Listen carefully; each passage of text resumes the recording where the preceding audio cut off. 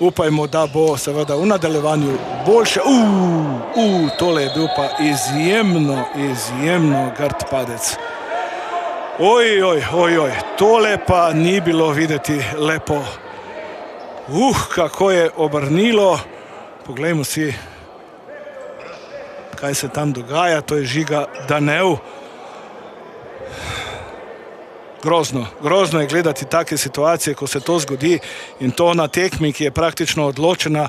Do konca je še 21 sekund in 9 desetink. Res iskreno upam, da bo Žigo vse v redu, da tu ni prišlo do kakšne poškodbe ali celo, ne bom rekel česa, ampak izgledalo je vse skupaj izrazito grdo.